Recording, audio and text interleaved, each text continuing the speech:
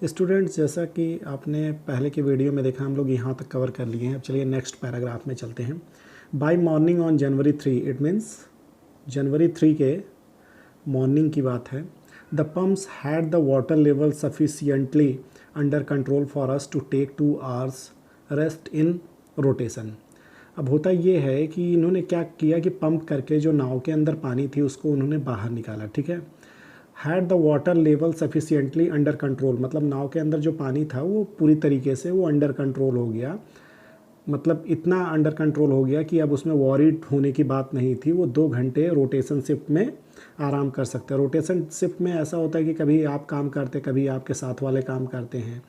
ठीक है, बारी बारी करके आराम करते। तो उस बोले कि बहुत अंडर कंट्रोल हो चुका था वाटर लेवल जो नाव के अंदर था, तो अब हम लोग रोटेशन शिफ्ट में आराम कर सकते थे। अब नाव डूबने का उन्हें कम डर था। But we still had a tremendous leak somewhere below the water line and on checking I found that nearly all the boats main rib frames were smash down to the keel. अब बाद में इनको क्या पता चलता है कि उसके बाद कंट्रोल होने के बाद भी, अंडर कंट्रोल रहने के बाद भी इनको पता चलता है कि इनके पास, इनके नाव में कहीं एक ट्रिमेंडस बड़ी सी मतलब लीक है, उसमें कहीं ना कहीं छेद है।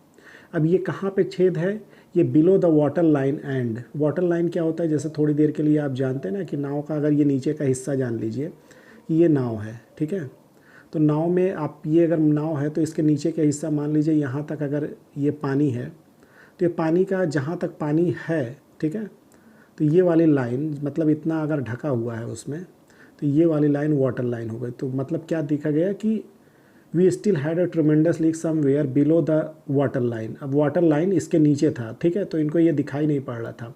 ऑन चेकिंग, ये चेक करने के बाद पाते हैं कि I found that nearly all the boats main rib frame. Main rib frames मतलब ये होता है कि नाव के नीचे वाला जो हिस्सा होता है, ठीक है, जिस पे पूरा स्ट्रक्चर नाव का टिका होता है, were smash down to the keel. Smash down to the keel का मतलब ये होता है, जैसे ये नाव है तो नाव के नीचे वाला, ठीक है, ये इसमें मान लीजिए स्ट्रक्चर है, इस तरीके से बनाया जाता है खाने खाने रख के। तो नीचे का उसका जो हिस्सा था नील, यहाँ पे एक होता है जो बोट को बैलेंस करता है, स्टैंड करता है। तो ये जो था ये नील वाला कील वाला, तो यहाँ पे ये कील जो है ये डिस्टर्ब हो चुकी थी, ठीक है, स्मैश डाउन हो गया था। कहाँ से कहाँ तक? यहाँ से पूरा ये स्मैश्ड हो गया था नीचे वाला हिस्सा। अब यहाँ पे क्या होता है कि there was nothing holding up a whole section of the starboard hull. मतलब नाव में 2 साइड होते हैं, right hand side and left hand side, ठीक है। तो इसमें ये बता रहा था कि स्टार बोर्ड कौन से बोला जाता है? राइट हैंड साइड का। तो वो बता रहा है राइट हैंड साइड का जो बॉडी का स्ट्रक्चर था स्टार बोर्ड हल, वो बिल्कुल क्या हुआ था, a whole section of the starboard hull को कौन चीज़ें होल्ड करके रखी थी? ये जो इनमें बीच बीच में पार्टीशन पड़े हैं इन्होंने, इट मीन्स कुछ अलमारियों ने इनको स्टार बोर्ड साइड वाला, मतलब इसका राइट हैंड साइड वाले को होल्ड करके रखा था। बाकी उसमें कुछ था नहीं, मतलब वो कभी भी उखड़ सकता था। अब इनको ये लग रहा है कि we had survive for 15 hours since the wave hit. अब इनको कितना टाइम हो गया था? 15 hours हो गया था जब वो फर्स्ट टाइम मतलब उसमें वेव में पड़े हुए थे, स्टॉर्म में पड़े हुए थे, जिसमें इनको काफ़ी मुसीबत आई। उससे 15 hours बीत चुके थे। But wave walker would not hold together long enough for us to reach Australia. ये बता रहे थे इनकी जो नाव थी, बोट थी, वेव वॉकर, वो कहाँ तक इनको नहीं पहुँचा सकती? लॉन्ग इनफ ऑस्ट्रेलिया तक, मतलब ऑस्ट्रेलिया तक जाने में वो सक्षम नहीं है। I checked our charts. उसके बाद वो अपना चार्ट को चेक करते हैं and calculated that there were 2 small island a few 100 kilometres to the east. अब उन्हें ये लगता है कि ईस्ट में 2 स्मॉल आइलैंड हैं, ठीक है, जहाँ पे वो रुक सकते हैं। तो वो कहाँ पे हैं? किलोमीटर टू द ईस्ट, मतलब जहाँ पे हैं वो उसके ईस्ट में 2 स्मॉल आइलैंड है, ठीक है। One of them Ile Amsterdam. तो उसमें क्या है? एक आइल एम्स्टर्डम है। Was a French scientific base, मतलब एक फ्रेंच साइंटिफिक बेस है, मतलब रिसर्च के तरीके से इसे यूज होता है इस बेस का। तो ये वहाँ पे है फ्रांस की एक वो आइलैंड है।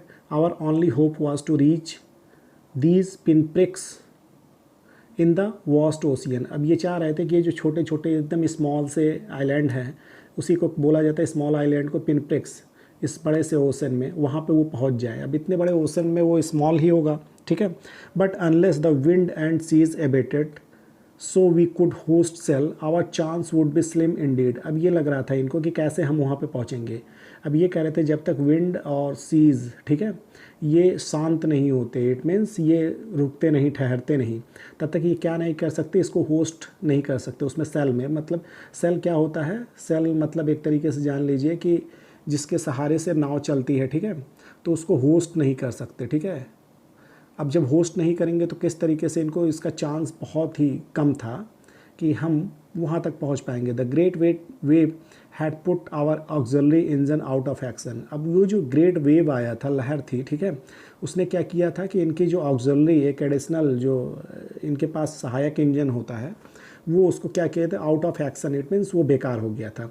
ऑन जनवरी 4, अब जनवरी 4 में क्या होता है, after 36 hour of continuous pumping, 36 hour continuous pumping के बाद we reached the last few centimetres of water. मतलब 36 आवर्स ये पंपिंग करने के बाद होता क्या है कि नाव के अंदर जो पानी रहता है उसको पूरी तरीके से निकाल देते हैं। Reach the last few centimetre of water, मतलब कुछ ही सेंटीमीटर वाटर रह सकते हैं। Now we had only to keep pace with the water still coming in. अब इनको किस के अकॉर्डिंग उसमें वैसे वाटर पंप करना था जिसके अकॉर्डिंग से पानी उसके अंदर आ रहा था। मतलब अब उतने घबराने की बात नहीं थी, वॉरिड होने की।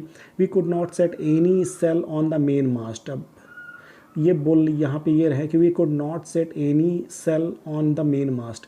अब मेन मास्ट का आप जानते हैं ना, जैसे ये आपकी नाव है तो इसके बीच में जो पोल है उसे को मेन मास्ट कहते हैं। तो ये कह रहे थे अब इसमें कोई सेल नहीं अभी लगाया जा सकता है, ठीक है, जिसके सहारे आप जानते हैं नाव आगे बढ़ती है। प्रेशर, अब ये कह रहे हैं कि अगर ये करते हैं तो मेन मास्ट पे करते हैं तो pressure on the rigging would simply pull the damage section of the hull apart. अब ये बता रहे हैं कि जब इस पे करेंगे, मेन मास्ट पे अगर करते हैं, ये नाव है थोड़ी देर के लिए, मेन मास्ट पे करते हैं तो इस पे जो होता है उसमें वो क्या होगा, रिगिंग वुड सिंपली, एक रोप होता है जो नाव को बैलेंस करता है, तो ये क्या करेगा, इस रिगिंग पे जब तनाव होगा तो ये क्या करेगा कि इसको बिल्कुल ही अलग कर देगा। समझ रहे हैं ना। प्रेशर ऑन द रिगिंग मतलब उस रस्सी पे जब प्रेशर पड़ेगा जो इसको बैलेंस करती है मेन मास्ट से, तो उस पर क्या होगा, तो ये पूरे के पूरे वो जो टूटा हुआ हिस्सा है स्टार बोर्ड वाला साइड, उसे बिल्कुल ही अलग कर देगा।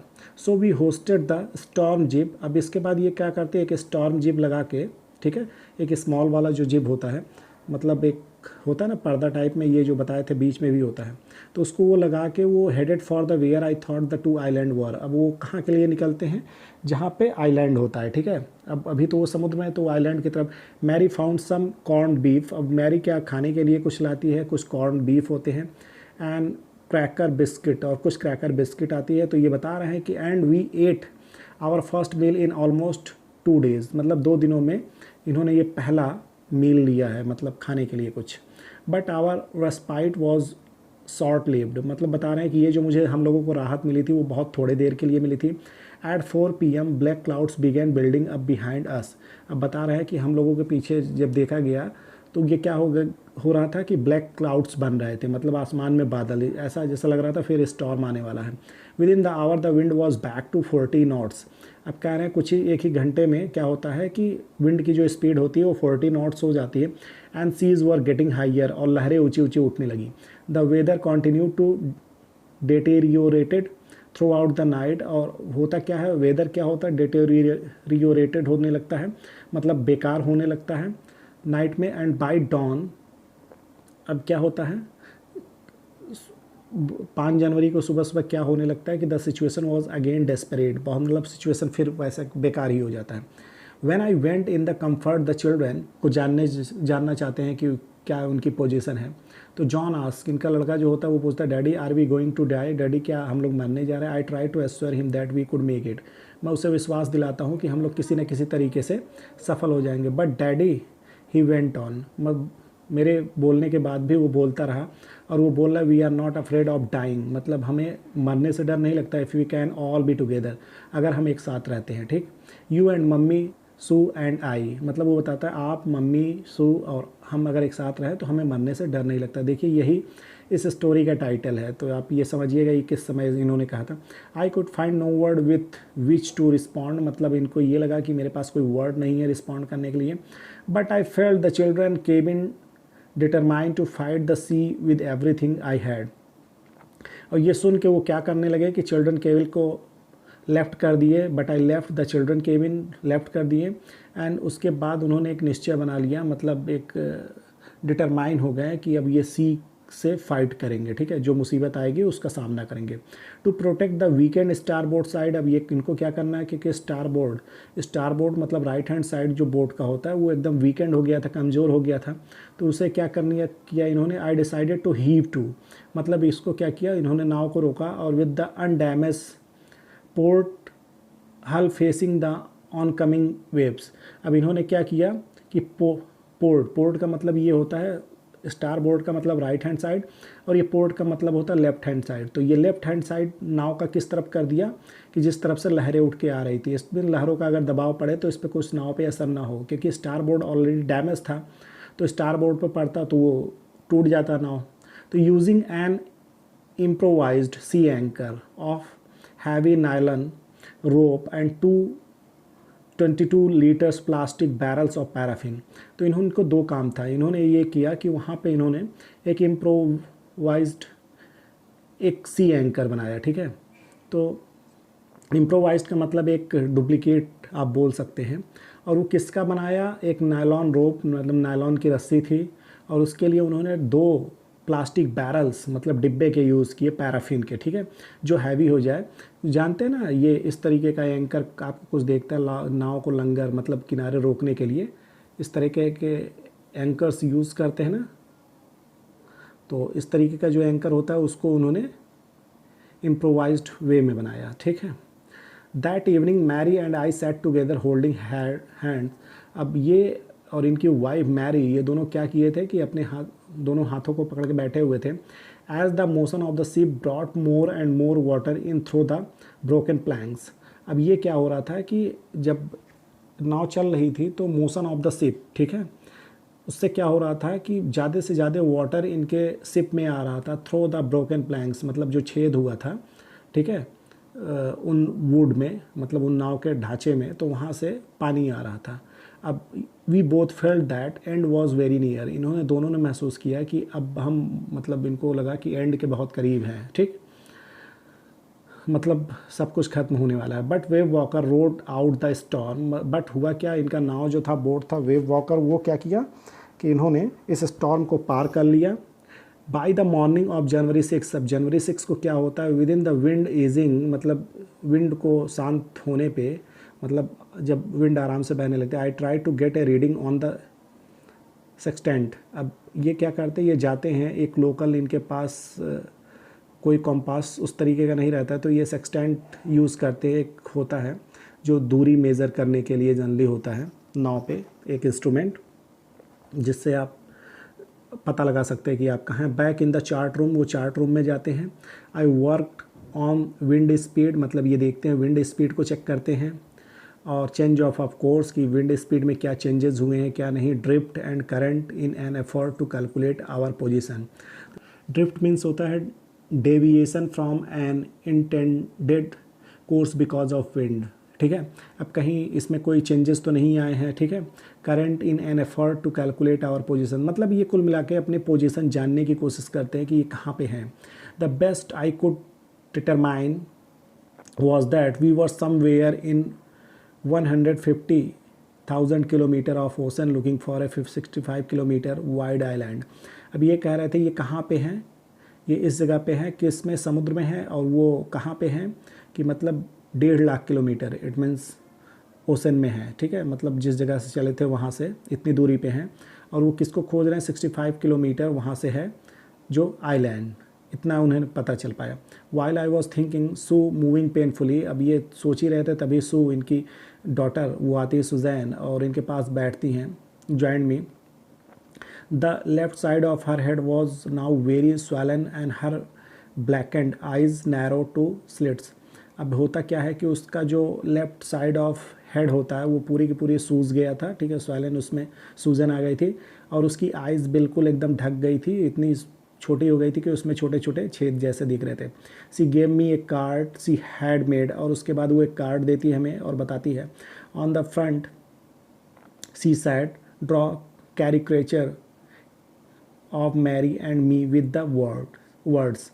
तो एक कैरिकेचर्स उस पर बनाई रहती है, एक कार्टून बनाई रहती है और वहाँ पे उन्होंने लिखा रहता है here are some funny people, मतलब ये कुछ फनी पीपल हैं। Did they make you laugh, क्या ये आपको हंसाते हैं? Okay, I laughed a lot as well, मैं खूब हंसती हूँ। इनसाइड वॉज ए मैसेज, उसके बाद उस एनवलप के अंदर मैसेज था, how I love you both, मतलब मैं बहुत आप लोगों से प्यार करती हूँ। So this card is to say thank you and let's hope for the best. तो ये कार्ड किनके लिए, अपने वो मदर एंड फादर को देना चाहते थे, एक उनको होप फॉर द बेस्ट के लिए, कि मतलब एक अच्छा उम्मीद उनके अंदर जगे। Somehow we had to make it, मतलब कैसे भी करके हम सक्सेसफुल हो जाएंगे। Okay, I checked and rechecked my calculation, और उसके बाद ये अपने कैलकुलेशन को चेक और रीचेक करते हैं अपनी पोजीशन जानने के लिए। We had lost our main compass and I was using a spare which had not been corrected for magnetic variation. अब ये बोलते हैं कि we had lost our main compass, की मतलब ये बताते हैं कि हम अपना मेन कॉम्पास खो चुके थे। आप जानते हैं उसके जगह पे इन्होंने सेक्सटेंट यूज़ कर रहे थे। I was using a spare which had not been corrected for magnetic variation. ये क्या बता रहे थे कि ये जो स्पेयर यूज़ कर रहे थे कॉम्पास के जगह पे, वो क्या था, मैग्नेटिक वेरिएशंस के बारे में सही से नहीं बता पा रहा था। I made an allowance for this, और इसके लिए वो एक एस्टिमेट, एक गेस लगाते हैं। Another estimate of the influence of the westerly currents, और दूसरा गेस ये लगाते हैं influence of the westerly current, जो इंडियन ओशन में करंट्स चलता है, मतलब वेव्स जो होता है उसके बारे में। ये मतलब एक एस्टिमेट करने के बाद, एक इम्पैक्ट जानने के बाद, उसका इन्फ्लुएंस जानने के बाद ये बताते हैं 2 बजे कि I went on the deck and ask Larry to steer a course of 185 degrees. मतलब ये बोर्ड के डेक पे जाते हैं, बोर्ड की छत पे, और उसके बाद लैरी से कहते हैं स्टीयर करने के लिए 185 डिग्री, मतलब 185 डिग्री के एंगल में उस नाव को मोड़ने के लिए। इफ़ वी वर लकी, ये बोलते हैं अगर हम लोग लकी होंगे तो हम क्या करेंगे। I told him with A conviction I did not feel. अब ये बड़े दृढ़ विश्वास के साथ उनसे तो बोलते हैं, लेकिन इनको खुद नहीं फील होता है कि हाँ हम पहुँच पाएंगे वहाँ पर। We could expect to see the island at about 5 PM, मतलब कि क्या बोलते हैं अगर हम लकी होंगे तो हम कहाँ पे पहुँचेंगे, हम 5 बजे के करीब में उस आइलैंड पे पहुँच जाएंगे। Then with a heavy heart, अब ये क्या, एक हैवी हार्ट के मतलब एक वॉरिड वे में ये क्या होता है, नीचे को जाते हैं और अपने बंक पे जिस पे एक तरीके से बर्थ होता है जहाँ पे सोते हैं, और वहाँ पे थोड़ा आराम करना ये चाहते हैं, तब तक कि इनको नींद आ जाती है। Amazingly dozed of and I woke, it was 6 PM, और ये 6 PM पे क्या होता है कि मतलब जगते हैं। एंड ग्रोविंग डार्क, मतलब शाम हो रही थी तो डार्क होगा ही। I knew we must have miss the island, इनको लगता है कि हमने ज़रूर उस आइलैंड को खो दिया है। And with the sail we had left, मतलब ये कह रहे हैं हमारे पास जो सेल है, जो पाल है, मतलब जो होता नहीं है नाव के बीच में मेन मास्ट करके इधर फिर बाद में इस तरीके से लगा होता है, तो ये बता रहे इस सेल के साथ हम अगर उस आइलैंड को छोड़ दिए हैं तो हम वहाँ पर दोबारा नहीं पहुंच पाएंगे रिटर्न होके बैक, क्योंकि इनकी जो सेल है वो उतनी मजबूत नहीं है कि नाव को मोड़ के दोबारा विंड के अगेंस्ट में जाया जा सके। At the moment a tousled head appeared by my bunk, बताते हैं कि उसी समय क्या होता है कि एक ए टाउजल्ड हेड, मतलब एक बिखरे हुए बालों से कोई मेरे बंक पे आता है और कहता है कैन आई हैव ए हग, कि क्या मैं आपको हक कर सकता हूँ। जोनाथन आस्क, इनका बेटा जोनाथन ही होता है जो बोलता है क्या मैं आपको हक कर सकता। सू वॉज राइट बिहाइंड हिम, सू इनके पीछे, इसके पीछे खड़ी होती है। और उसके बाद क्या, why am I getting a hug now I ask, मैं पूछता हूँ कि क्यों आप मुझे हक करना चाहते हैं। Because you are the best daddy in the whole world, बोलते हैं कि आप बेस्ट डैडी हो इस होल वर्ल्ड के, ठीक है, कि मतलब कहने का मतलब ये है कि आप बिल्कुल बहुत ही अच्छे डैडी हो, ठीक। अब उसके बाद क्या होता है, and the best captain my son replied, और आप बेस्ट कैप्टन भी हो। Not today John, I am afraid, वो बोलते हैं कि आज नहीं, आज अभी मैं एफ्रेड हूँ। वाई यू मस्ट बी, नहीं आप ज़रूर, सू बोलती है नहीं आप सही में एक अच्छे पापा हैं। In a matter of fact wise, मतलब एक रियल वे में बोलती हैं। यू फाउंड द आइलैंड, आपने उस आइलैंड को पा लिया। व्हाट आई साउटेड, उसके बाद काफ़ी तेज़ी से चिल्ला के वो साउट करते हैं, क्या सही। It's out there in front of us, ये हम लोगों के सामने है। दे कोरस्ट, कोरस्ट मतलब होता है as big as battleship, मतलब एक साथ दोनों बोल उठते हैं बच्चे उनके कि ये उतना बड़ा है कि जितना बड़ा बैटल शिप होता है। I rushed on the deck, और ये डेक पे भागते हुए जाते हैं। Gazed with the relief at the stark outline of the Ile Amsterdam, और ये डेक पे जाने के बाद एक रिलीफ की सांस लेते हैं, और उसके बाद क्या होता है, stark outline of Ile Amsterdam, मतलब उस तरीके से जैसे माउंटेन्स होते हैं उस पर, मतलब एक तरीके का उभरा हुआ, तो उसी को कहते हैं बेयर आउटलाइन, मतलब समझ रहे हैं ना, एक तरीके से खुली हुई उस तरीके से उस आइलैंड को देखते हैं एम्स्टर्डम को। It was only a bleak piece of volcanic rock, तो ये क्या होता है, एक वॉल्केनो से बना हुआ एक रॉक होता है, ठीक है, इसी के लिए स्टार्क आउटलाइन इसे बोला जा रहा है। वॉल्केनिक रॉक, ब्लीक मतलब ये होता है कि एकदम बिल्कुल, मतलब जहाँ पे कोई प्लांट्स वगैरह ना हो, विथ लिटिल वेजिटेशन। अब यहाँ पे थोड़े मोड़े वेजिटेशंस थे, थोड़े मोड़े, बट और ज़्यादा कुछ नहीं था, क्योंकि वॉल्केनिक रॉक था। The most beautiful island in the world, फिर भी इन्होंने the most beautiful island in the world बोला, क्यों, क्योंकि इनकी जान यहीं पे बसने वाली थी, ठीक है, यही इनको बचा रहा था। अब उसके बाद देखते हैं, वी एंकर्ड ऑफ शोर फॉर द नाइट, अब थोड़ी दूर पे उस आइलैंड से, मतलब समुद्र में ही वो वहाँ पे रेस्ट करते हैं। नेक्स्ट मॉर्निंग ऑल 20 इनहेबिटेंट्स, मतलब नेक्स्ट मॉर्निंग क्या होता है, ये जो 20 इनहेबिटेंट्स होते हैं वहाँ पे निवासी जो होते हैं, क्योंकि वो फ्रेंच साइंटिफिक रिसर्च सेंटर रहता है, तो वहाँ पे वो उन्हें चीयर्ड करते हैं, उनका वेलकम करते हैं और उनकी हेल्प करते हैं एज शोर होने में, मतलब तट पे आने में, कि आइलैंड पे पहुँच सकें वो। With land under my feet again, मतलब दोबारा, क्योंकि इतने दिनों से वो समुद्र में थे और जैसे ही वो अपना फीट रखते हैं लैंड पे, my thoughts were full of Larry and Harvey. अब ये किसके बारे में सोच रहे थे, लैरी एंड हार्बी के बारे में। Cheerful and optimistic under the direst stress, मतलब ये बता रहे थे कि उस समय भी लैरी एंड हार्वी किस तरीके से चीयरफुल थे, मतलब एक तरीके से साहस के तरीके से, ऑप्टिमिस्टिक, मतलब उनके पास कितना उम्मीद था उस स्ट्रेस में भी, मतलब समझ रहे हैं ना, उस तरीके का स्ट्रेस, मतलब एक तरीके से उस घबराहट में भी।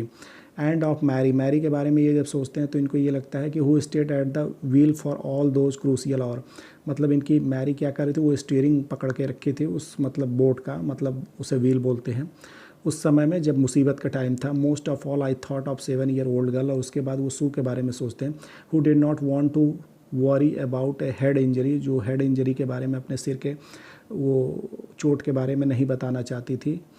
अब वो चोट इतना गहरा था कि सब्सिक्वेंटली टुक 6 माइनर ऑपरेशन, उसके सही करने के लिए 6 ऑपरेशन करने पड़े, to remove a recurring blood clot between skin and school.